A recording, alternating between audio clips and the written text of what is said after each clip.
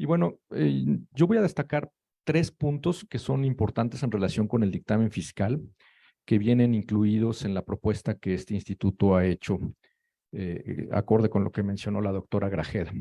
El primero de ellos es que, bueno, pues el dictamen fiscal en realidad es una extensión de la Auditoría de Estados Financieros para lo cual se necesita utilizar las normas internacionales de auditoría.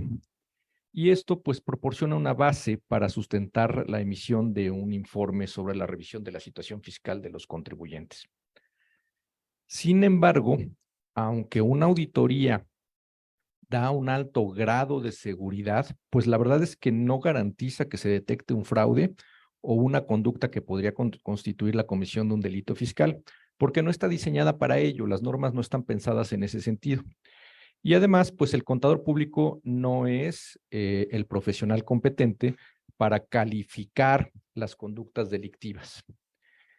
Por lo anterior, pues el Instituto Mexicano de Contadores Públicos propone modificar el Código Fiscal de la Federación para eliminar la obligación de denunciar conductas que podrían constituir un delito fiscal, lo cual no implica, insisto, lo cual no implica que el contador público deje de informar un incumplimiento a las disposiciones fiscales y o aduaneras que identifique como resultado de su trabajo aplicando las normas de auditoría, ¿no? Básicamente ese es el primer punto, que es uno de los más importantes.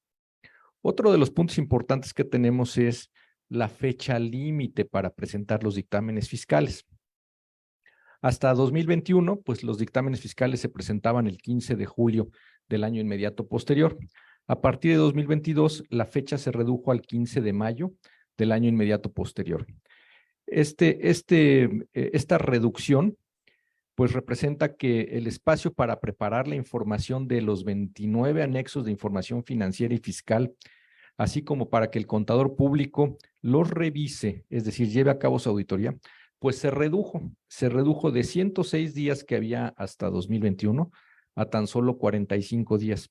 Esto representa una reducción de 61 días, es decir, pues más del 50% del plazo que se tenía originalmente, lo cual es totalmente insuficiente para poder llevar a cabo esta revisión, ¿no?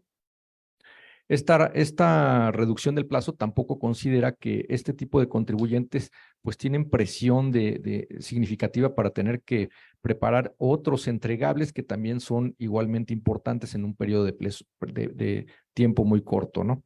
Estos son, entre otros, la propia declaración anual del impuesto sobre la renta, que vence el 31 de marzo del año inmediato posterior. Pues los reportes a las bolsas, según coticen, también se vencen normalmente el 30 de abril, las declaraciones informativas de partes relacionadas, ¿no? Los estudios en materia de precio de transferencia, etcétera. Es decir, esto incluye diversas obligaciones en un periodo de tiempo muy, muy corto, ¿no?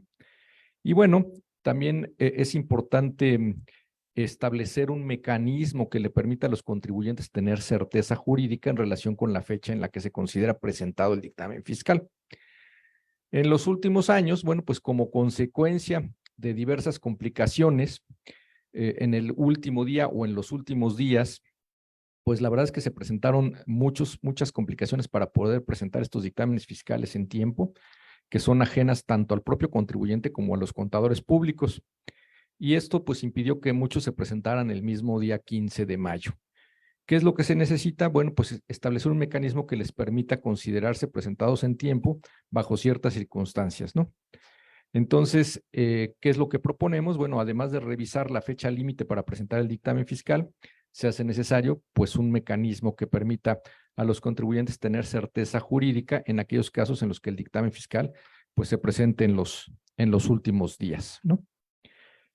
Como último punto, les voy a hablar un poco de la revisión secuencial. ¿Qué es esto? Bueno, pues a pesar de que en el Código Fiscal de la Federación existe un procedimiento para que los contribuyentes sean revisados o sean fiscalizados por la autoridad, un procedimiento secuencial, en donde se establece que que la autoridad deberá revisar antes de ir con un contribuyente, deberá revisar el trabajo del contador público que firmó el dictamen fiscal.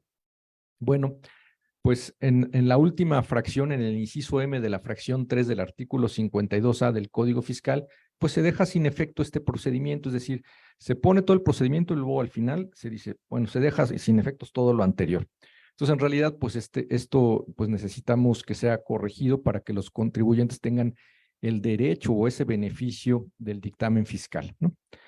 Y bueno, pues por mi parte es todo. Agradecerles el espacio y te devuelvo la palabra, Angie.